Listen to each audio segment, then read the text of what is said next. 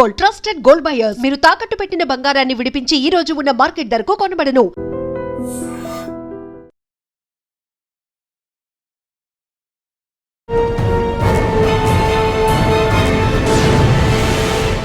ఈ వారం మన guest one of the best investigation officer, పేరు బెల్లం శ్రీనివాస్ గారు, DSP traffic Guntur.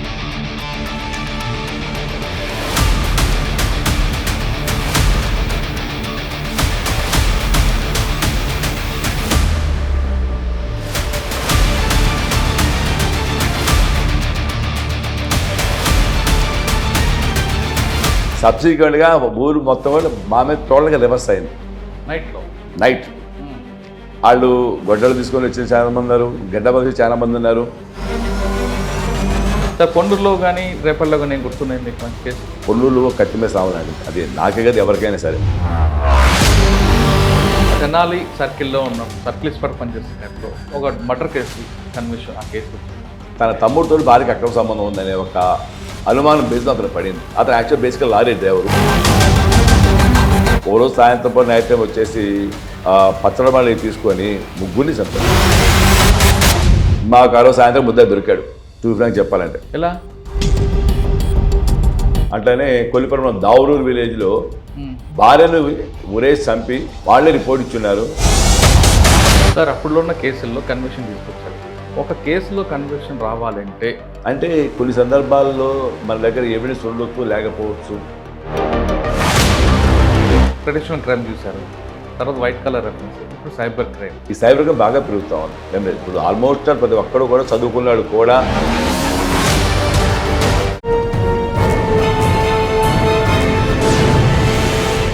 Welcome to crime diaries. ఈ వారం మన guest one of the best investigation officer, పేరు బెల్లం శ్రీనివాస్ గారు, డిఎస్పీ ట్రాఫిక్ గుంటూరు. గుంటూరులో ట్రాఫిక్ ఎలా ఉంది, దాన్ని ఎలా కంట్రోల్ చేయాలి విషయం మీద శ్రీనివాస్ గారికి ఒక ప్రత్యేకమైన ఫోకస్ ఉంది. దాంతోపాటు ఆయన సర్వీస్లో ఎక్కువగా లా అండ్ ఆర్డర్తో పాటు క్రైమ్లో ఎక్కువగా పనిచేశారు. ఆయన సర్కిల్ ఇన్స్పెక్టర్ ఉన్నప్పుడు మంచి కేసులో డెత్ సెంటెన్స్ కూడా వచ్చింది. అంటే ఒక కేసులో ఇన్వెస్టిగేషన్ ఎలా చేయాలి, ఆ లింక్ తెగిపోకుండా ఛార్జ్ షీట్ వేస్తే క్రిమినల్కి ఏ విధంగా శిక్ష పడుతుంది అనేది ఆయనకు ఒక ప్యాషన్. ఆ కేసు కూడా ఏంటి, ఇప్పుడు గుంటూరు ట్రాఫిక్ మీద అనుకున్న ఫోకస్ ఏంటో సార్ అని తెలుసు. సార్ నమస్తే అండి. నమస్కారం సార్. శ్రీనివాస్ గారు, మీ కన్విక్షన్ రేట్ చూస్తుంటే కొంచెం ఎక్కువ కనిపిస్తుంది. అందులో పర్టికులర్గా మీ సర్కిల్ ఇన్స్పెక్టర్ ఉన్నప్పుడు మర్డర్ కేసులు కానీ, లేదా తెనాలి దగ్గర పనిచేస్తున్న రౌడీ షీటర్ల మీద మీ ప్రయోగం కానీ, ఇవన్నీ కనిపిస్తుంటాయి. వాటికన్నా ముందు గుంటూరు మెయిన్. గుంటూరులో ఇప్పుడు అమరావతి రావడంతో పాటు ట్రాఫిక్, ఇక్కడ వీవీపీ మూవ్మెంట్ ఎక్కువ ఉంటుంది.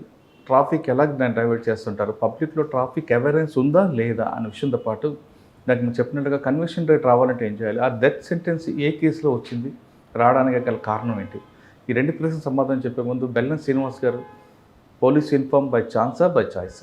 అది చెప్పాలంటే తప్పనిసరి పరిస్థితుల్లో రావడం జరిగింది. యాక్చువల్గా బేసికల్గా మాది వచ్చేసరికి టోటల్గా అగ్రికల్చర్ ఫ్యామిలీ. మా ఫ్యామిలీలో నేను తప్ప ఇంకా ఎవరు చదువుకున్నడితే ఎవరు లేరు. ఎక్కడండి మీది? మాది ప్రకాశం జిల్లా ఉప్పుగుండూరు, నాగులపూర్వాడ మండలం. నా నాన్నగారు ఒక రకంగా చెప్పాలంటే ఆ టైం కొంచెం రాజకీయంగా కూడా అక్కడ ఊళ్ళో పెద్ద మనిషిగా ఉండేవాళ్ళు. దానివల్ల ఏంటంటే ఎంతసేపు కూడా అప్పుడు అంటే మాకు ఒక ల్యాండ్ 20 acres ల్యాండ్ అయితే ఉంది. ఆయన ఒక సందర్భంలో అన్నారు, అరే మనకెందుకురా ఈ ఉద్యోగాలు అవసరమా,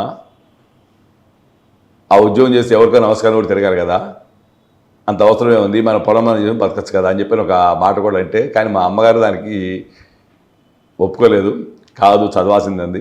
తర్వాత బికమర్ చదువుకున్న తర్వాత సబ్సిక్వెంట్గా మళ్ళీ నేను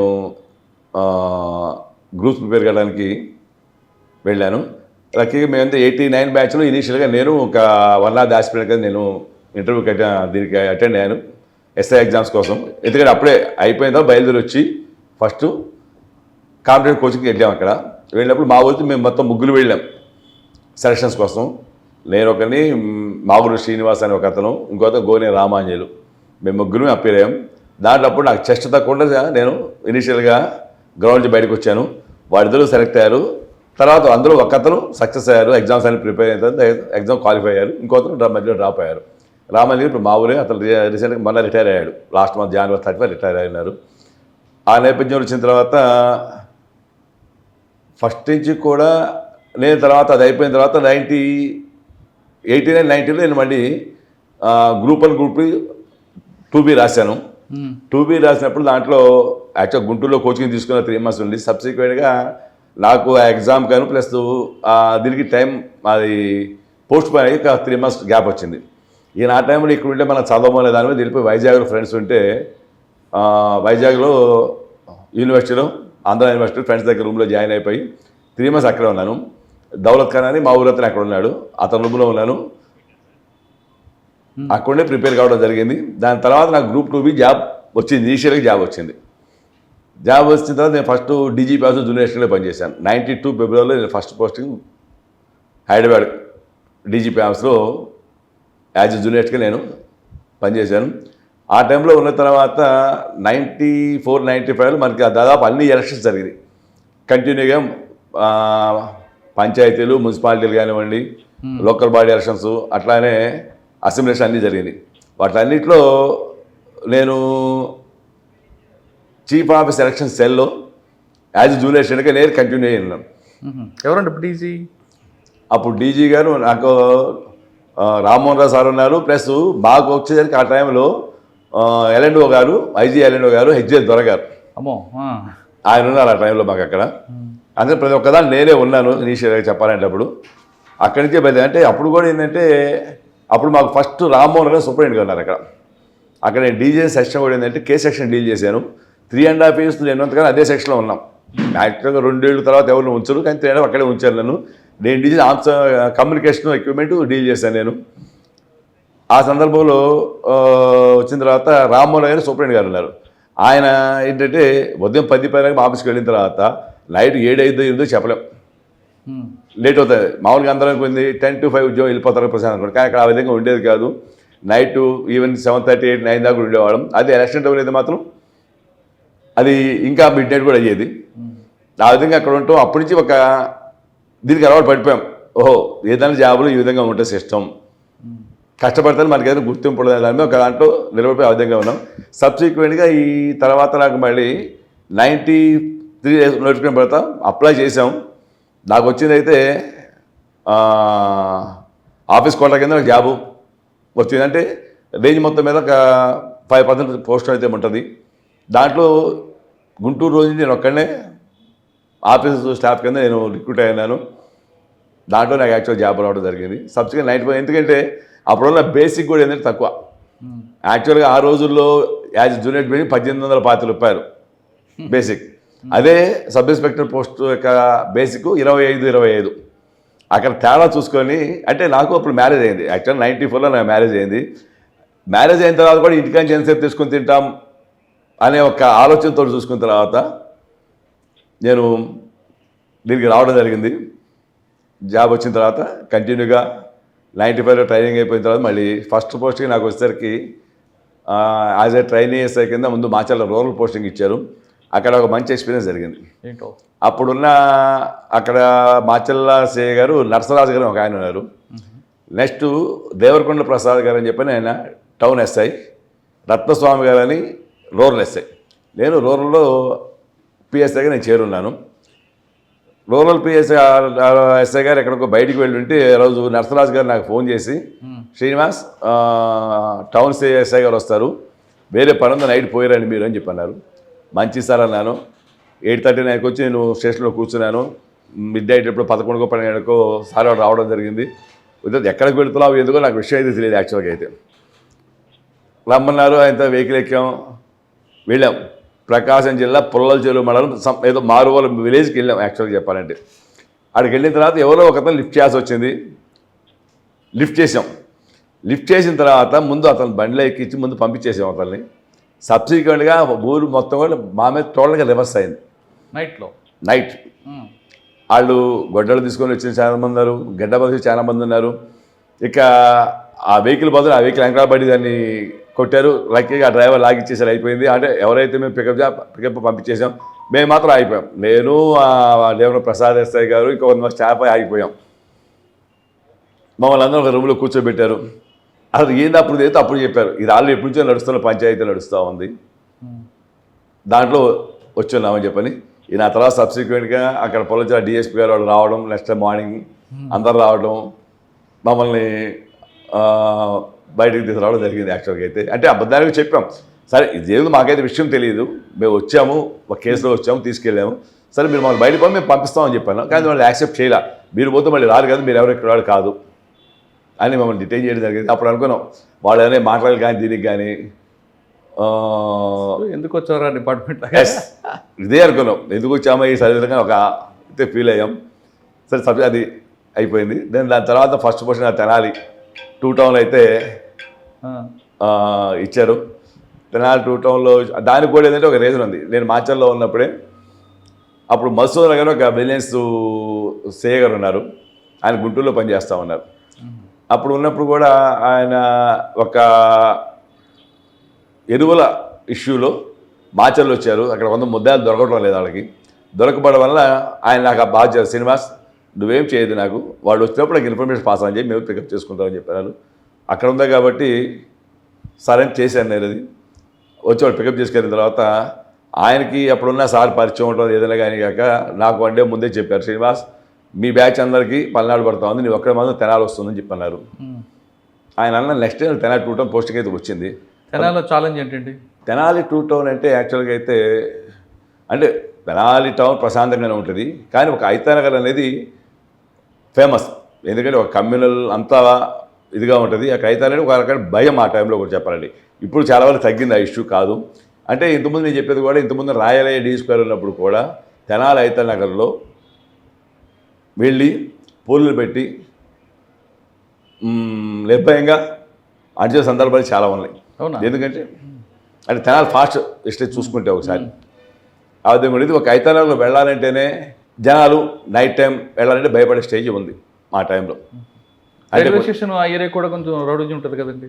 రైల్వే స్టేషన్ వేరు, బాలాజీపేట ఆ ఏరియా వేరు, బస్ స్టాండ్ సెంటర్ ఒకటి మెయిన్, ఐతానగర్ సెంటర్ ఒకటి కొంచెం ఇబ్బందిగా వాతావరణం నడుస్తూ ఉండేది. ఇక్కడ కొడాలి అనే పేరు మీద ఒక రౌడీ ఉండేవాడు కదా అప్పుడు.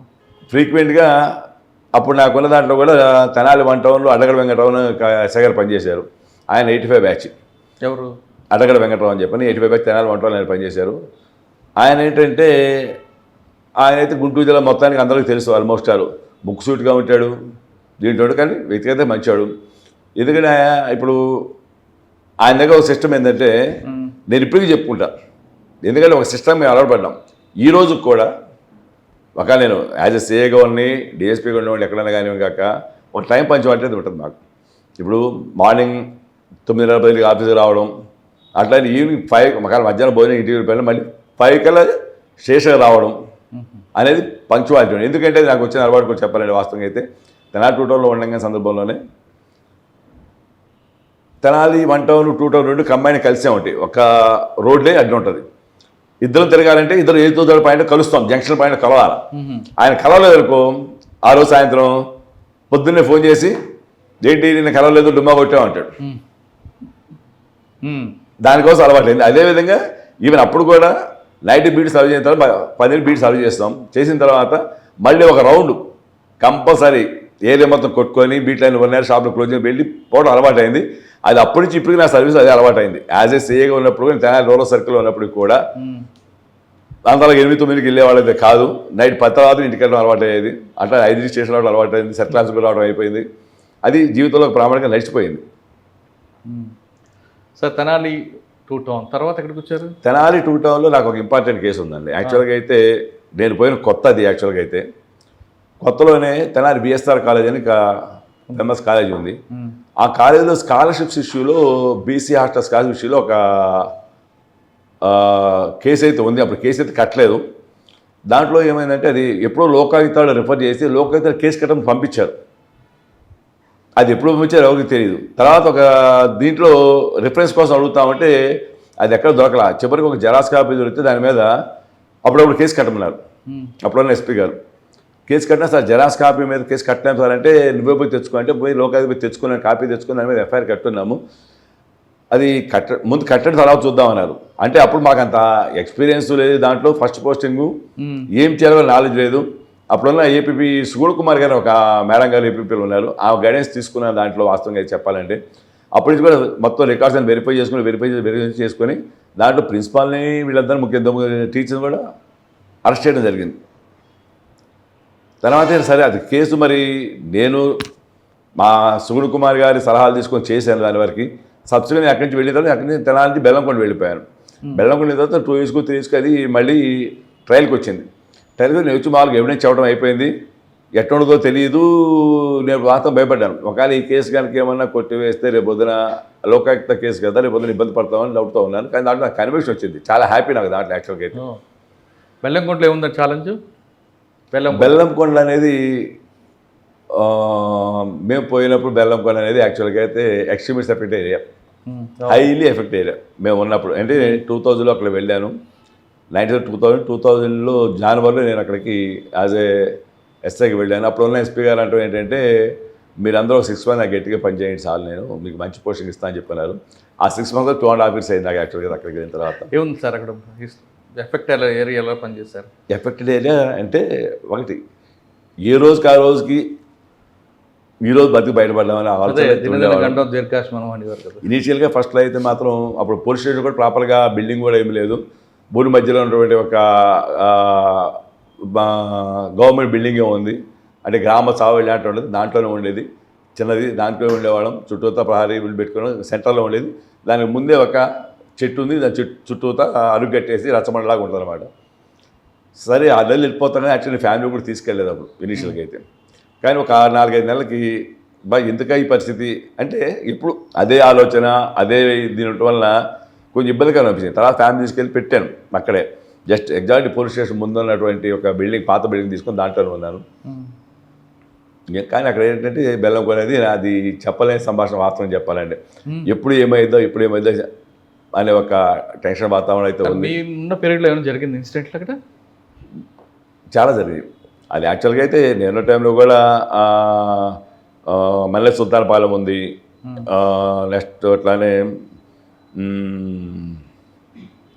కందిపాడు, ఈ ఏరియాకి వచ్చేసి ఈ యొక్క నక్సలైట్స్ అని చెప్పుకొని కొంత సింపదేశ్ చెప్పుకొని వచ్చేసి ఆ ఊళ్ళో ఎవరైతే ఉన్నారో పాపాయపాలెం కానివ్వండి, మాచాయపాలెం కానివ్వండి, దీంట్లో కొంతమంది చంపడం జరిగింది.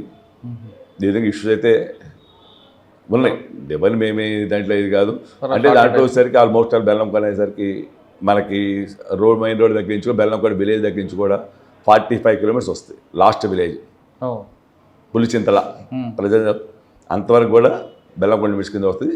ఎంటైర్ స్టేట్ 45 kilometers వస్తుంది. ఒకే రూట్, పోవాలన్నా రావాలన్నా ఇద్దరు రూట్ రావాలా.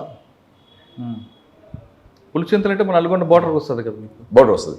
ఇటు పక్క గుంటూరు జిల్లా, అటు పక్క నల్గొండ కింద వస్తుంది. అటు పక్క ఒక పక్క జగ్గేపేట కింద వస్తుంది, కృష్ణా జిల్లా కింద వస్తుంది. ఆ స్ట్రెచ్ అనేది ఉంది. అంటే అది కొన్నసారి మొత్తం మీద కొంచెం ఇది. ఆ టైంలో మా ఎస్పీ గారు కూడా పూర్ణచంద్ర గారు, ఆయన పోస్టింగ్ చేసింది. ఆయన ఎవరో పిలిపించారు నన్ను. పిలిచిన తర్వాత నీ దగ్గర బుల్లెట్ ఉంది కదా అన్నాడు. అవసరం అంటే బుల్లెట్ తెచ్చి నా ఆఫీస్లో పెట్టేసాయి అంటే, ఎందుకు సార్ అంటే, కాదు నీకు దానివల్ల ఇబ్బంది ఉంది, ఎందుకంటే నువ్వు అడ్డ రోడ్లో బయలుదేరితే అది ఊళ్ళో సౌండ్ వినిపిస్తూ ఉంటుంది, నీ బండి సేఫ్ కాదని చెప్తే లేదు సార్ నేను అప్పుడు బండి అది తీసేయడం జరిగింది, బుల్లెట్ తీసేయడం జరిగింది. బెల్లంకొండ తర్వాత ఎక్కడికి వచ్చారు? బెల్లంకొండ మళ్ళీ పొల్లూరు వచ్చానండి. ఎక్కడండి? పొల్లూరు టౌన్. పొల్లూరు టౌన్లో 3 years పనిచేశాను. అంటే ఇది ఏది కూడా నాది తెనాలి 1 town 3 years చేశాను, బెల్లంకొండ 2.5 years చేశాను. నెక్స్ట్ మళ్ళీ పొన్నూరు టౌన్ 3 ఏళ్ళు చేస్తున్నాను. పొన్నూరు తర్వాత మళ్ళీ రేపల్లె 2.5-3 years చేశాను. దాని తర్వాత మళ్ళీ నేనే కాదని నేను ట్రాన్స్కో విజిలెన్స్ ఎలక్ట్రిసిటీ విజిలెన్స్ వెళ్ళాను. దాంట్లో 3 years వర్క్ చేశాను. అంతా నా ఎస్ఐ పోస్టింగ్ అయితే క్లియర్ అయిపోయింది. 3 ప్లేసుల్లో కూడా ఫుల్ టర్మ్ చేశారు. టెన్యూర్ కంప్లీట్ అయిందండి సార్. పొన్నూరులో కానీ రేపల్లో కానీ ఏం గుర్తున్నాయి మీకు మంచి కేసులు? పొన్నూరులో కత్తిమే సామనాడి, అది నాకే కదా ఎవరికైనా సరే. దాంట్లో ఇప్పుడు మేము చెప్పగలిగితే దాంట్లో నేను ఒకటి చేశాను అక్కడ 3 years. అట్లా నా కొలీగ్ బాలసుబ్రహ్మణ్యం ఉన్నాడు, అతను కూడా 3 years సక్సెస్ఫుల్గా చేయగలిగాడు. ఏముంటుందో ఛాలెంజ్ అక్కడ అంటే అక్కడ ఛాలెంజింగ్ అంటే ఏం లేదు కానీ ఇక్కడ మెయిన్ 4 communities ఉంటాయి. సెన్సిటివ్ టౌన్ పొన్నూరు టౌన్ అనేది.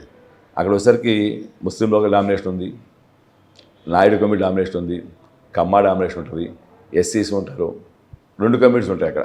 అన్నీ పెద్ద పెద్దవి, అన్నీ కూడా పెద్ద ఉంటాయి. దీంట్లో వచ్చేసరికేమో మనకి ఒక పక్క వచ్చేసరికేమో నాయుడు డామినేషన్ ఉంటుంది, సెంటర్ ఇంకో పక్కమో ముస్లిం డామినేషన్ ఉంటుంది, ఇంకో సెంటర్ వచ్చేసరికేమో నిడుబ్రోలు వచ్చే కమ్మా డామినేషన్ ఉంటుంది, మళ్ళీ 2 పక్కల నిడుబ్రోలు ప్లస్ పొన్నూరులో ఎస్సీ డామినేషన్ ఉంది. ఇవన్నిటి మీద అన్ని బేరీ చేసుకుంటూ ఒక దీంట్లో పోగలిగితేనే సక్సెస్ఫుల్గా వెళ్తాను తప్ప అదర్వైజ్ ఏమాత్రం ఒక పక్క బ్యాలెన్స్ మనం తప్పినా కానీ అక్కడ ఇబ్బంది పడతాం. చెప్పాలంటే సెన్సిటివ్ టౌన్, అందులో అక్కడ అప్పుడు పొలిటికల్ కూడా పెద్ద ఇది కాదు, కానీ కొన్ని వేరే చిన్న చిన్న ఇష్యూస్ అయితే ఉన్నాయి అక్కడ కూడా వాస్తవంగా అయితే. అది పొల్లూరు ఇప్పుడు చూసుకున్నా కానీ కొంచెం హాట్గానే ఉంటుంది, ఎప్పుడు చూసుకున్నా కానీ ఇష్యూ అయితే నడుస్తూ ఉంటుంది. సార్ పొన్నూరు ట్రాన్స్కోలో మీకు ఇన్స్పెక్టర్గా ప్రమోషన్ వచ్చిందా? ట్రాన్స్కో అయిపోయింది, ఇన్స్పెక్టర్ ప్రమోషన్ వచ్చింది. అని వచ్చిన తర్వాత మళ్ళీ ఫస్ట్ పోస్టింగ్ నేను మళ్ళీ తెనాలి 3 టౌన్కి వెళ్ళాను. తెనాలి 3 టౌన్లో ఒక 9 months ఉన్నాను. దాని తర్వాత మళ్ళీ తెనాలి తాలూకా సర్కిల్కి వచ్చాను, అక్కడ 2 years 9 months 10 months దాకా ఉన్నాను. తర్వాత మళ్ళీ అక్కడి నుంచి సబ్సిక్వెంట్గా ఎలక్షన్ పాయింట్ ఆఫ్ వ్యూలో ఒక జిల్లాలో 3 ఏళ్ళు, ఇక్కడి నుంచి నెల్లూరు ఒక 6 months బీఆర్లో ఉన్నాను. అది అయిపోతే మళ్ళీ తెనాలి రావడం. ఈ తెనాలి ఎక్కువ అంటే ఆ టైంలో వచ్చింది తెనాలి గారు. యాక్చువల్ కొత్తపేటలో ఒక పోస్టింగ్ తీసుకున్నాను. అప్పట్లో ఏంటంటే మన ఈయన పిహెచ్ రామకృష్ణ గారు ఎస్పీ గారు ఉన్నారు. ఆయన వచ్చిన తర్వాత ఆయనే నాకు కొత్తపేట పోస్టింగ్ అయితే వేయించారు. ఒక 1 month అయితే ఉన్నాను. సబ్సిక్వెంట్ కానీ నేను కాదులే అంటే నా ఫ్యామిలీ అప్పుడు పాప నాకు తెనాలి చదువుతూ ఉంది, ఫ్యామిలీ ఇంట్రెస్ట్ లేక నేను కాదంటే అప్పుడు మళ్ళీ సార్ అయితే తెనాలి వెళ్తాను సార్ అని చెప్పి మళ్ళీ తెనాలి పోస్టింగ్ ఇచ్చిన 1 టౌన్కి వెళ్ళాను. 1 టౌన్లో 2 years 9 months మళ్ళీ అక్కడ కంటిన్యూ అయిపోయింది. అక్కడ ప్రమోషన్ కదా. తర్వాత మనకి నుంచి 2000 తెనాలి మళ్ళీ గుంటూరు డిటీసీకి వచ్చాను, ట్రైనింగ్ సెంటర్కి వచ్చాను. దాంట్లో 1.5 years పని చేసుకున్న తర్వాత ప్రమోషన్ కలదు. అంతే మళ్ళీ తర్వాత లాలాపేట ఒక 9 months ఉన్నాను. ఎలక్షన్ పాయింట్ అయితే మళ్ళీ 4.5 years విఆర్లో ఉన్నాను. ఎందుకో అంటే 2019 to 24 అర్థమైంది. దాంట్లో ఒక 4 years దాంట్లో అప్పుడు సిసిఎస్లో పనిచేసిన 4 years. తర్వాత లాస్ట్ మంత్ విఆర్లో ఉన్నాను, లాస్ట్ 1 year విఆర్లో. తర్వాత మళ్ళీ పోస్టింగ్ ఫస్ట్ మళ్ళీ తెనాలి రూరల్ సర్కిల్ మళ్ళీ వెళ్ళాను. ఒక 6 months అక్కడ పని. తర్వాత నేను మెడికల్ లీవ్ పెట్టుకుని బయటకు వచ్చేసాను. ఆన్ ప్రమోట్ మళ్ళీ దీంట్లో వచ్చాను. వచ్చిన తర్వాత ట్రాఫిక్ తీసుకున్నాను. ఓకే, ఇది నా తెనాలి సర్కిల్లో ఉన్న సర్కిల్ ఇన్స్పెక్టర్ పనిచేసిన టైంలో ఒక మర్డర్ కేసు కన్విక్షన్, ఆ కేసు వచ్చి తెనాలి రూరల్లో ఉండగా సంగం జాగర్లమూడి విలేజ్ ఉంది.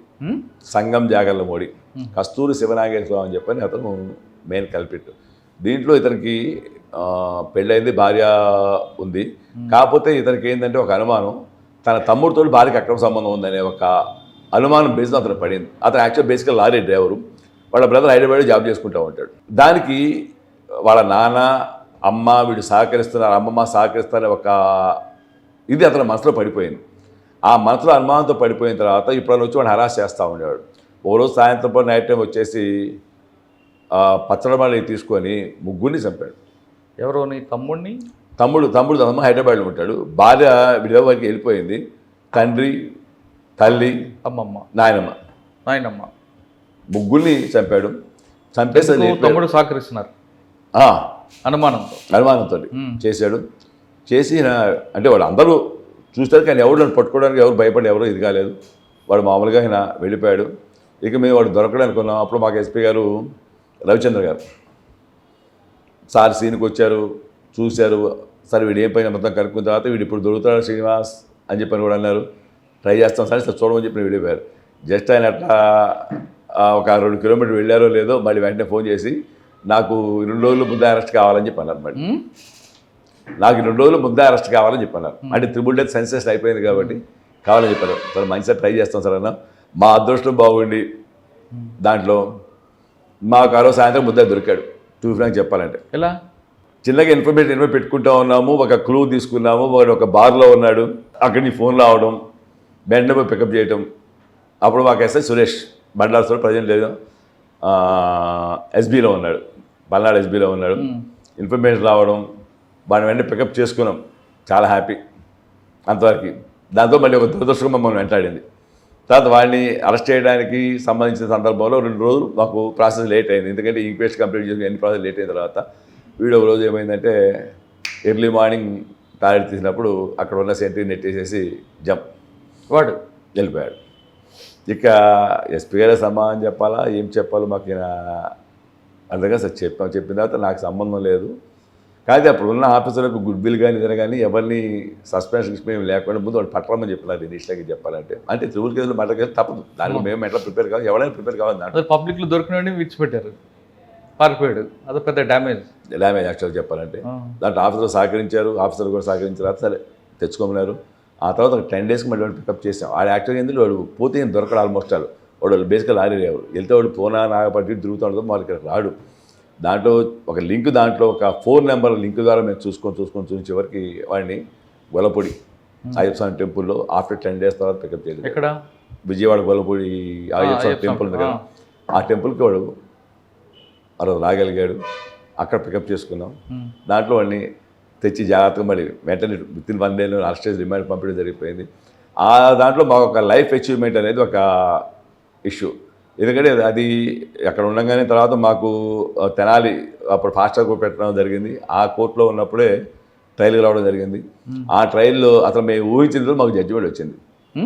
మేము ఊహించిన జడ్జిమెంట్ ఇచ్చారు, దాంట్లో డెత్ పనిష్మెంట్ ఇచ్చారు. దాంట్లో అది నాకు తెలిసి నా సర్వీస్ 30 ఏళ్ళ సర్వీస్లో నాకు వచ్చిన, అంటే అందరికీ అది అందరికి వస్తా నేను చెప్పలేను.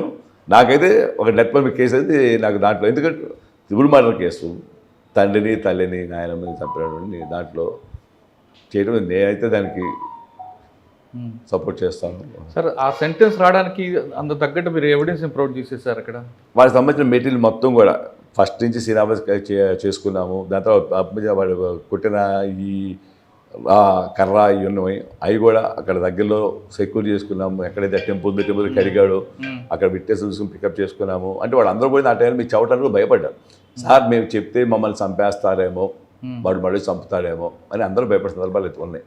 కానీ దాంట్లో వాళ్ళకి కొంచెం ధైర్యం చెప్పి వాళ్ళందరూ విట్నెస్ అందరినీ చూడడానికి చేసుకొని వాళ్ళు పిలిపించి మాట్లాడి చేసుకొని చెప్పగలిగితేనే దాంట్లో కరెక్టే. మీరు రీజన్ ఎలాగ ఎస్టాబ్లిష్ చేశారు మరి? తమ్ముడితో ఆవిడకుంది అంటే దాంట్లో ఫస్ట్ నుంచి కూడా ఒక ఇది నడుస్తూ ఉంది.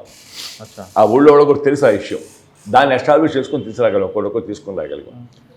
అవి తీసుకొచ్చి అవన్నీ ఎవిడెన్స్గా మనం చెప్పగలగబట్టి దాంట్లో డెత్ పనిష్మెంట్ రాగలిగింది. డిఫెన్స్ తీసుకున్న లైన్ ఏంటండి? డిఫెన్స్ ఏం తీసుకున్న లైన్?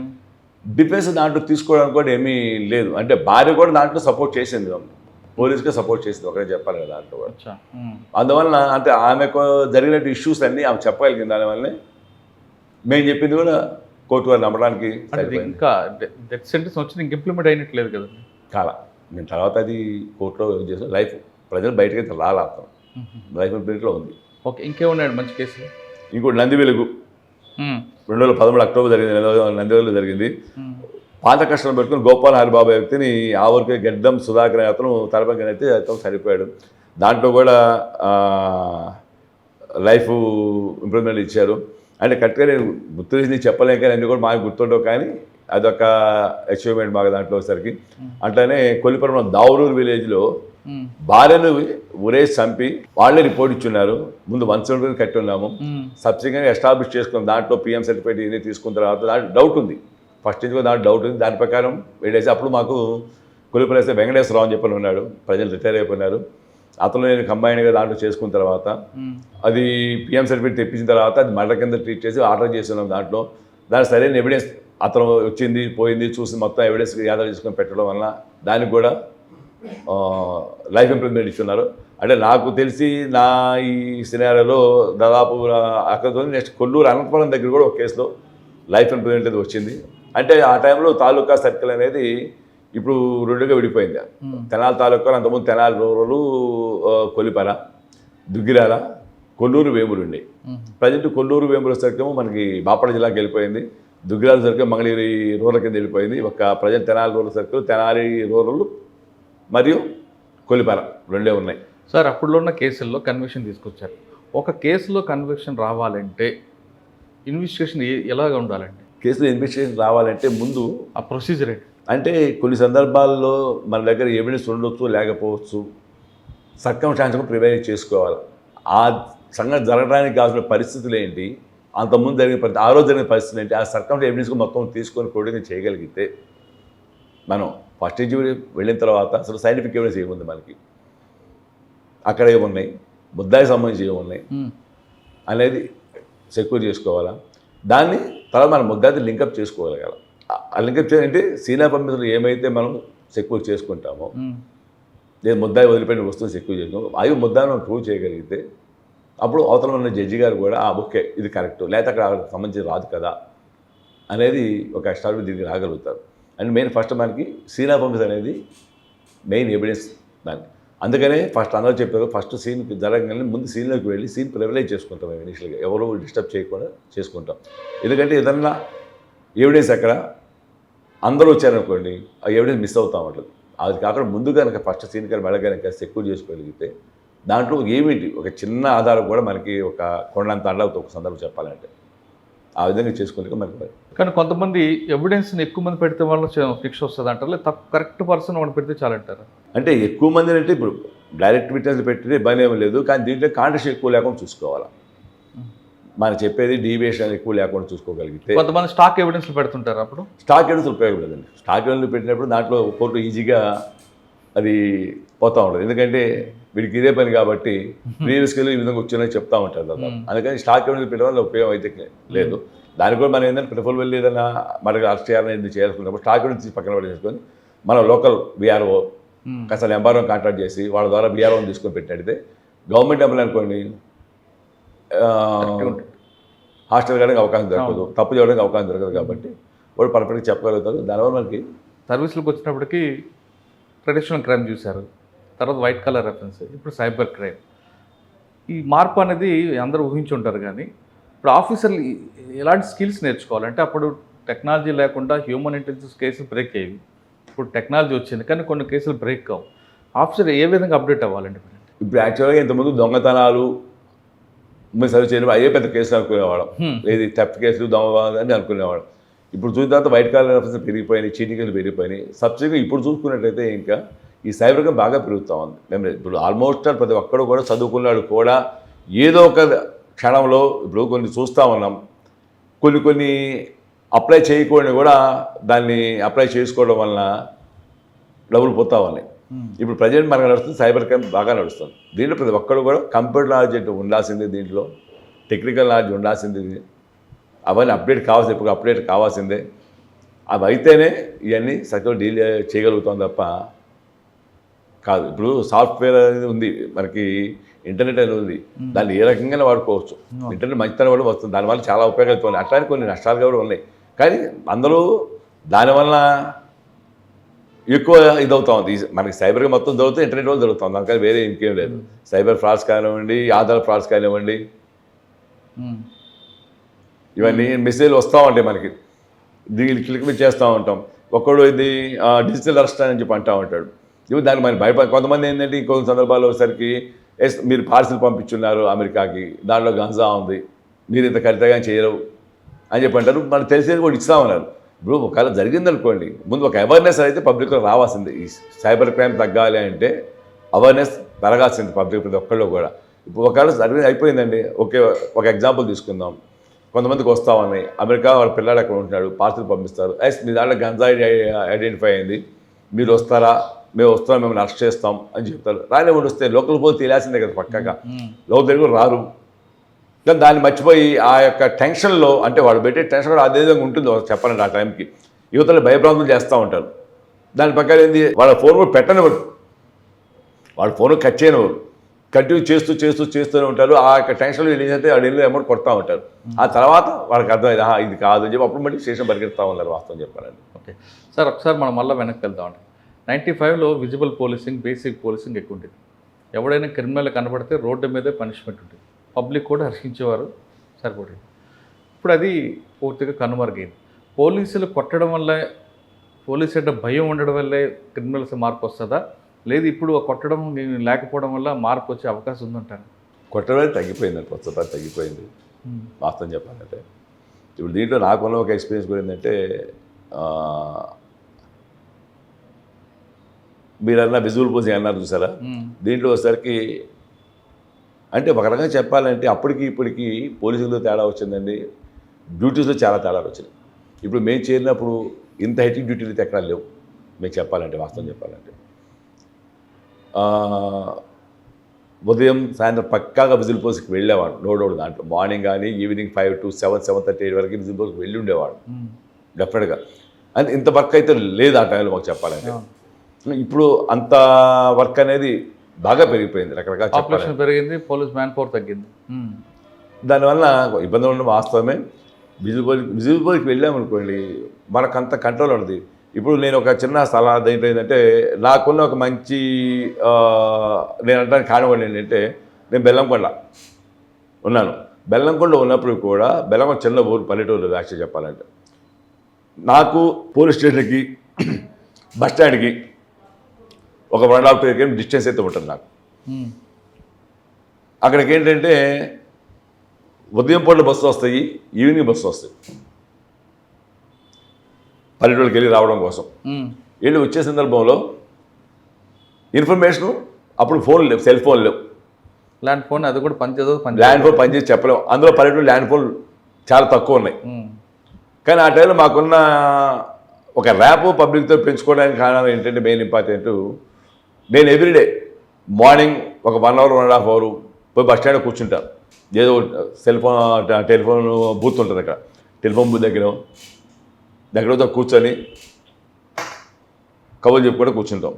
ఆ టైంలో నాకు మంచి ఇన్ఫర్మేషన్ నాకు వర్కౌట్ అయింది నాకు చెప్పాలంటే. ఒకవేళ ఉదయం వచ్చినప్పుడు ఎవడో నుండి నాకు చెప్పకుండా వెళ్ళిపోయిన తర్వాత అయినా సరే, ఈవినింగ్ మళ్ళీ ఇంటికి పోతానైనా సరే మళ్ళీ అక్కడికి వచ్చి సార్ ఇది ఇన్ఫర్మేషన్ చెప్పి ఉండేవాడు. అది నాకు మ్యాక్సిమం వర్కౌట్ అయింది. దానివల్లే నాకు ఒక ఫర్దర్ ఇన్ఫర్మేషన్లో ఒక ఇష్యూలో చెప్పారు, వీళ్ళందరూ కలిసి సార్ మేము ఈ ఎస్ఐ గారు ఉండగా విలేజ్ కమిటీలు వెయ్యం సార్ అన్నారు. వాళ్ళ దీని దగ్గరికి వెళ్ళి ఎందుకురా బాబు అంటే, సార్ ఏం చేస్తాం సార్, ఈ నైట్ మేము వేసుకుంటున్నాం సార్, బుల్లో కమిటీ ఫామ్ చేసుకుంటున్నాము, తెల్లబడికి ఆయన తెలుస్తుంది, సాయంత్రం మా ఇళ్ళకి వస్తున్నాడు సార్ అని చెప్పండి. ఇళ్ళకి వచ్చి ఏడు మీ ఆయన ఈయన అడుగుతున్నాడు సార్ అని చెప్పంటే వాళ్ళు ఒకటి రైట్ అడిగారు, బాగానే ఉందమ్మా, తప్పదు వచ్చింది అడిగారు, ఏమన్నా అసెంబ్లీ తిట్టడం కానీ అంటే వాళ్ళు ఒకటి తీసుకునేవాళ్ళు అక్కడ ఇష్యూలో. నక్సల్స్ దీంట్లో కూడా కొన్ని సందర్భాలు ఆఫీసర్ బట్టి కూడా నడుస్తూ ఉంటారు. అక్కడ వాడు వచ్చేసరికి వచ్చిన ఆడవాళ్ళని కానీ ఏదన్నా అసభ్యకరంగా మాట్లాడినా ఇంకో రకంగా చేశారు, కొంచెం వాడు సీరియస్ తీసుకుంటారు. అందుకని వాడు క్వశ్చన్ చేశారు వాళ్ళు, అమ్మ ఏమన్నా వచ్చి మిమ్మల్ని అసభ్యంగా మాట్లాడుతున్నాడా, ఇట్లా ఇష్యూ ఉంది, మీ ఆయన ఒకసారి చేశారమ్మని చెప్పండి అని చెప్పారు తప్ప వేరే విధంగా మాట్లాడటం ఏం లేదండి అని చెప్పారు. ఎందుకంటే నాకు ఆ ఫ్యూచర్లో కూడా నాకు అది మీరు విజువల్ పోసింగ్ నాకు చూసారా, దాన్ని నేను చెప్పగలుగుతాను. మనం అంటూ అక్కడికి పోగలిగితే కొన్న పరిచయం అవుతారు ప్రతి ఒక్కడు కూడా. ఎందుకంటే అక్కడ యాక్చువల్గా ఆ ఏరియాలో పోలీస్ స్టేషన్ రావడం కానివ్వండి, వస్తే వాడికి ముద్ర వేస్తారు, ఓకే వీళ్ళు పోలీస్ యూనిఫార్మ్ ముద్ర వేస్తారు. వాడు అయినా కాబట్టి ఒకరికి వచ్చినా కానీ దేవి చెప్తారు. కానీ మీరు వెళ్ళినా కూడా పోలీసు వాడు ఇంటికి వచ్చాడని ముద్ర పడుతుంది కదా. పడింది అంటే మేము వెళ్ళేది అక్కడికి వెళ్ళేటప్పుడు ఎవరైతే వాడు ఇన్ఫార్మర్గా పనిచేస్తున్నాడో వాళ్ళ ఇంటికి వెళ్తాం తప్ప మిగతా నాయకులు కానీ మాకు చెప్పేవాడు ఇంటికి మేము వెళ్ళాం. ఆ ఏరియాలో ఉండగా మాకు తెలిసిన వాడి ఇంటికి మాకు ఇన్ఫర్మేషన్ ఎవరైతే ఇస్తాడో ఎక్కువ ఎక్స్పోజ్ కానివ్వం. అక్కడ అది ఎక్స్పోజ్ అయిందనుకోండి వాడికి ఇబ్బంది, వాళ్ళ లైఫ్ సెట్ ఉంటుంది. కాబట్టి అసలు మేము ఉండగా ఎప్పుడు ఆ పని చేయలేదు సర్వీస్ అక్కడ ఉండగా. వాళ్ళు వచ్చి మమ్మల్ని కలవడం అవకాశం దొరికితే అంత తప్ప మేమంటూ వాళ్ళ ఊళ్ళోకి వెళ్ళి ఎవరితో మాట సందర్భం చాలా తక్కువ అసలు. అంటే ఇప్పటికైనా సరే పబ్లిక్తో ఎంత ఇంటరాక్ట్ అయితే అంత మంచిది. పోలీస్ పరంగా అసలు పబ్లిక్ ఎంత ఇంటరాక్ట్ అంత మంచిది. ప్రతి ఒక్క ఇన్ఫర్మేషన్ మనకు రాగలిగిద్ది. కొన్ని సందర్భాల్లో కొన్ని ఇష్యూస్లో ఫేస్ వాల్యూ మీద నడిచిపోతూ ఉంటుంది. పెద్ద మేజర్ ఇష్యూస్ కూడా ఫేస్ వాల్యూ తగ్గిపోతానికి అవకాశం ఉంది. ఎందుకు ఆ పర్సన్ చూడంగానే ఓకే అరే బాబు ఈసారి వచ్చారు కాదు అనే ఒక ఇదైతే ఉంటుంది, డెఫినెట్గా అయితే నడుస్తుంది. ఫేస్ వాల్యూ ఆ యొక్క వ్యక్తి యొక్క దీన్ని బట్టి ఇది ఉంటుంది డిపార్ట్మెంట్లో. ఓకే, ఇంకా డిఎస్పీ ప్రమోషన్ వచ్చాక కొంతకాలం వీఆర్ ఉంటే తర్వాత ఇక్కడికి వచ్చారు. ట్రాఫిక్, గుంటూరు ట్రాఫిక్ మీద మీ ఫోకస్ ఏంటి? గుంటూరు ట్రాఫిక్ అనేది ఇంతకుముందుకి ఇప్పటికి చాలా మార్పు అయితే ఉందండి. బేసికల్గా ఏంటంటే ఇప్పుడు మనకి ఈస్ట్ సబ్ డివిజను వెస్ట్ రెండు ఉన్నాయి. రెండింటికి లింకప్ అనేది ఒక రెండు కాన్స్టిట్యూన్సీ కలిపేది కూడా రెండే దారులు చెప్పాలంటే మనకి. ఏటు శంకరవాస్ ఫ్లైఓవర్ ఒకటి, నెక్స్ట్ కంకరోడ్ల ఫ్లైఓవర్ ఒకటి. ఈ రెండు ఫ్లైఓవర్ మీద ఆధారపడి ఉంది. తర్వాత ఈ మధ్యగా రింగ్ రోడ్ కొత్తగా వేస్తున్నారు 2010-12 నుంచి, అది కూడా బాగానే నడుస్తూ ఉంది. కానీ ఈ టౌన్లో ఈ రెండు కాబట్టి అందులో ఇప్పుడు శంకరోడ్ని పడగొట్టున్నారు. ఒక 6 months నుంచి దాన్ని పడగొట్టున్నారు. దానివల్ల ట్రాఫిక్ అంతా మనం డైవర్ట్ చేయాల్సి వస్తూ ఉంది. ఆ డైవర్ట్ చేయటంలో అనేది మాకు మా ఎస్పీ గారు అంటూ ఒక మంచి అసెట్ అనుకో. రీసెంట్గా కూడా మా ఎస్పీ గారు నేను టౌన్ చూడాలా అనే దానిలో సార్ వచ్చి బండి మీద టూర్ల మీద తిరిగేసి ప్రతి ఒక్క సెంటర్ తిరిగేసి ఒక్కో పాయింట్ ఒక ఆయన అవగాహన చేసుకొని ఒక ప్లాన్ ప్రకారం మాకు కొన్ని గైడెన్స్ ఇచ్చారు. దాని ప్రకారం మేము నడుస్తూ ఉన్నాం. ఎందుకంటే ఇప్పుడు ఆ ఫ్లోటింగ్ అయితే రాను పెరుగుతూనే ఉంది తప్ప వెహికల్ రౌట్ తగ్గట్లా. అందులో బేసికల్గా చెప్పాలంటే మనకి ఈ రెండుతో పాటు శంకరరావు బ్రిడ్జి పడేసిన తర్వాత నుంచి కూడా మనకి అటు ఇటు కలిపేది కంకరోడ్ ఫ్లైఓవర్ ఒకటి ఉంది. దాని తర్వాత మనకి అక్కడ మూడొంతులు ఉంది, మూడొంతులు డౌన్ నుంచి వెళ్ళాల్సి వస్తూ ఉంటుంది. నెక్స్ట్ కంకరోడ్ ఫ్లైఓవర్ కింద అండర్ పాస్ ఉంటుంది, ఏటీగా అండర్ పాస్ ఉంది, అండర్ పాస్ నుంచి రావాల్సి వస్తూ ఉంటుంది. ఈ రెండు చోట్ల కూడా ఏంటంటే మన వర్షపడడం చాలా ఇబ్బంది అవుతూ ఉంది. ఎందుకంటే వర్షాలు పడ్డప్పుడు ఉన్న డ్రైనేజ్ వాటర్ అంతా అక్కడ పొంగటం, మూడొంతులు అండర్ పాస్ రెండు చోట్ల నీళ్ళు నిలబడటం, మోకాళ్ళ పై నీళ్ళు నిలబడితే వెహికల్ ట్రాఫిక్ ఆగిపోతూ ఉంటుంది ఆ టైం. ఆ టైంలో చివరి మనకి మిగిలేదు ఒకటి, ఇది కంకరగుంట ఫ్లైఓవర్ ఒకటి మనకి రెండు పక్కన సరిపోయేది. ఆ టైంలో ఈ ట్రాఫిక్ మొత్తం కూడా ఆ బ్రిడ్జ్ మీద కూడా హైలీ ఇంపాసిబుల్. మనం ఎంత రెగ్యులేట్ చేద్దామన్నా అది కొంచెం కష్టమైన ఇదే. ఆ రెండు ఫ్రీ అయితే కానీ మళ్ళీ ఇది కాదు మనకి. ఓకే, కానీ పబ్లిక్ ట్రాఫిక్ సెన్స్ ఉందంటారు ఇక్కడ?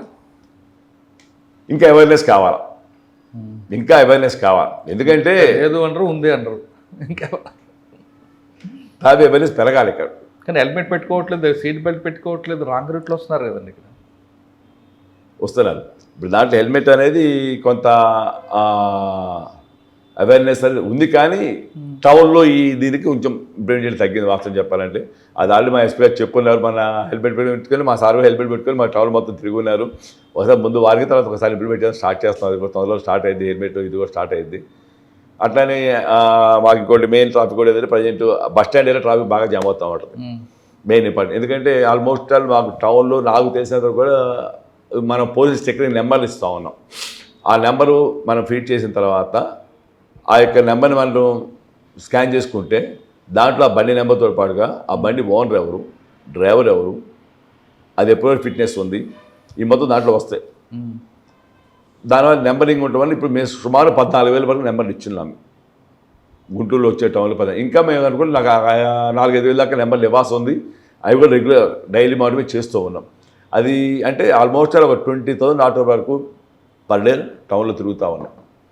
అందులో మాకు బస్ స్టాండ్ వచ్చేసరికి ఒకే బస్ స్టాండ్ సెంటర్ ఉంది, మెయిన్ ఇంపార్టెంట్ పెద్ద bus stand Guntur bus stand వచ్చేసరికి ఆ ఒక 1 కిలోమీటర్ డిస్టెన్స్ ఉంటుంది. ఆ డిస్టెన్స్లో వచ్చేసరికి ఈ బస్సులన్నీ ఏమవుతుంటే మనకి వచ్చిన తర్వాత అన్ని చోట్ల రావడం, బస్ స్టాండ్ లోపలికి వెళ్ళి అయితే పెద్ద ఇబ్బంది అయితే కాదు. కానీ ఇక్కడ చేయితే బస్ స్టాప్ అనే సిస్టమ్ ఒకటి ఉంది కాబట్టి ఒక 1/2 కిలోమీటర్ డిస్టెన్స్లోనే 3 చోట్ల ఆపుతూ ఉన్నారు. అందులో బస్సు లోపల దిగి మళ్ళీ అక్కడి నుంచి బస్సు ఎక్కేవాళ్ళు వెళ్తే పెద్ద ఇబ్బంది, మాకు బయట ఫ్లోటింగ్ కనపడదు. కానీ వీళ్ళేంది మెయిన్ బయట దిగుతారు, వాళ్ళు మళ్ళీ బస్ స్టాండ్ లోపలికి వెళ్తారు, బస్ స్టాండ్ బయటకు వచ్చే మరి ఆ రోడ్లో వస్తుంటారు. అంటే అటు ఇటు జిగ్జాగ్గా తిరగడం వల్ల మాకు ఆ వచ్చే వెహికల్ ట్రాఫిక్ కంప్లీట్ స్లో అవుతుంది. దానివల్ల అక్కడ మాకు జామ్ అయితే ఉండదు, కానీ బాగా ట్రాఫిక్ స్లో అవుతూ ఉంటుంది, డిస్టర్బెన్స్ ఉంటుంది. మరి దానికి సొల్యూషన్ ఏంటండి? దానికి సొల్యూషన్ ఇప్పుడు మాకు కొత్తగా ఒక మణి హోటల్ దగ్గర ఓడిగుంట లిమిట్లో ఒకటి ఫ్లైఓవర్ చేస్తూ ఉన్నారు. ఇప్పుడు జరుగుతుంది, ఇప్పుడు ప్రాసెస్ స్టార్ట్ అయిపోయింది. అది కానీ కంప్లీట్ కనుక అయిపోతే మాకు కొంత ట్రాఫిక్ బస్సుల వరకు, అంటే మాకు మెయిన్ అక్కడ కంజెస్ట్ ఎక్కడ ఉందంటే టువర్డ్స్ ఒంగోలు సత్తెనపల్లి ఇటు వెళ్ళే రూట్ అయితే మాకు పెద్ద ఇబ్బంది కాదు. ఇది బస్ స్టాండ్ బయటకు బస్సు నేరుగా వచ్చేసిన తర్వాత అటువైపు వెళ్ళిపోతూ ఉంటుంది. నెక్స్ట్ పేరేచల్ల బస్ స్టాండ్ యొక్క పాయింట్ ఉంది, ఆ పాయింట్లో కాసేపు బస్సు అయితే జనాలు అక్కడ ఎక్కుతారు, తర్వాత నుంచి వెళ్ళిపోతుంది, చుట్టుకుంటూ ఒంగోలుకి వెళ్ళిపోయింది, సత్తెనపల్లి వెళ్ళిపోతూ ఉంటుంది. అక్కడ పెద్ద ప్రాబ్లం కాదు. మెయిన్ మనకి ఇక్కడి నుంచి టువర్డ్స్ విజయవాడ హైదరాబాద్ వెళ్ళేటప్పుడే వేరే ఆల్టర్నేటివ్ లేకపోవడం వల్ల అందులో ఇక్కడ అందరూ వచ్చి అక్కడ ఆటోలు అందరూ దిగడం, మళ్ళీ అదే మూవ్మెంట్ కావడం వల్ల ఆ బస్ స్టాండ్ పాయింట్లోనే టువర్డ్స్ విజయవాడ సెక్టర్ వెళ్ళే బస్సు అన్ని కూడా అక్కడికి రావడం ఒకే పాయింట్కి వస్తాయి. ఇక్కడ అక్కడ నుంచి ఎక్కించుకోవడం వల్ల ఆడు ఒక్క రోడ్డు మీద ఆపుతూ ఉంటాడు, జరుగుతూ ఉంది. అది మేము ఫుల్ఫిల్ చేసుకోవాలంటే మనం దాన్ని రెగ్యులేట్ చేసుకోవాలంటే ఏంటంటే మాకు కొంచెం టైం, వేరే ఆల్టర్నేటివ్ ఒక రూట్ కావాలా. ఆల్టర్నేటివ్ రూట్ ఏంటంటే మనకి ఈ మానస ఈ మణిపురం ఫ్లైఓవర్ కనుక ఓపెన్ అయిపోతే అది ఇవాళ కూడా మాకు పెంపసాని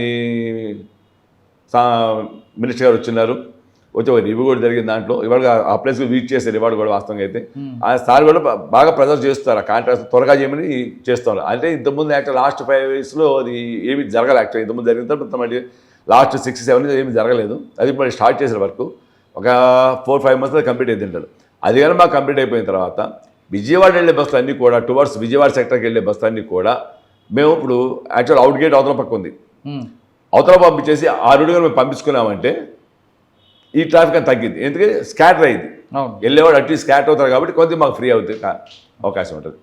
అంటే అది నెక్స్ట్ ప్లాన్ ఉంది. నెక్స్ట్ ప్లానింగ్ అది. ఓకే సార్, ఫైనల్గా చెప్పండి, పోలీస్ డిపార్ట్మెంట్ రావాలనుకున్న వాళ్ళకి మీరు ఇచ్చే మెసేజ్ ఏంటి? బెస్ట్ డిపార్ట్మెంట్ అంటారా, లేదు ముందు డిపార్ట్మెంట్లోకి రావాలి అంటే ఓకే, ఒక సిస్టమ్కి అలవాటు పడి దీంట్లో ఒక సిస్టమ్ చేసుకోవాలి అనుకొని డిపార్ట్మెంట్తో నేను దీంట్లో చాలా చాలా చేయొచ్చండి. పబ్లిక్ చాలా సర్వీస్ సర్వీస్ చేయొచ్చు వాస్తవంగా అయితే. ఆ సర్వీస్ బోర్డుకి రాగలిగి ఇంట్రెస్ట్ ఉండి చేయగలిగితే మంచి డిపార్ట్మెంట్ అండి. కానీ కొంతమంది డబ్బుల కోసం వస్తుంటారు. ఇక అది దాంట్లో మనం ఏమి సభ చెప్పలేము. ప్రజలకు సేవ చేయాలంటే police department the best platform అంటున్నారు శ్రీనివాస్ గారు. కానీ డబ్బుల కోసం కాదు, ఇంట్రెస్ట్గా ప్యాషన్గా చేస్తే ఇందులో మంచి చాయిస్ ఉంది అంటున్నారు. ఇక్కడికి వచ్చి పనిచేసిన తర్వాత పబ్లిక్ నుంచి వచ్చే రెప్యుటేషన్, పబ్లిక్ ఇచ్చిన మంచి పేరే మీకు డబ్బుల రూపంలో కానీ మంచి పేరు రూపంలో కానీ మీకు కాదు మీ కుటుంబానికి కూడా వస్తుందంటూ శ్రీనివాస్ గారు చెప్తున్నారు. ఇది ఈ వారం శ్రీనివాస్ గారితో ఎక్స్క్లూజివ్ ఇంటర్వ్యూ. వచ్చే వారం మరో గెస్ట్తో మళ్ళీ కలుద్దాం. Thank you very much. All the best.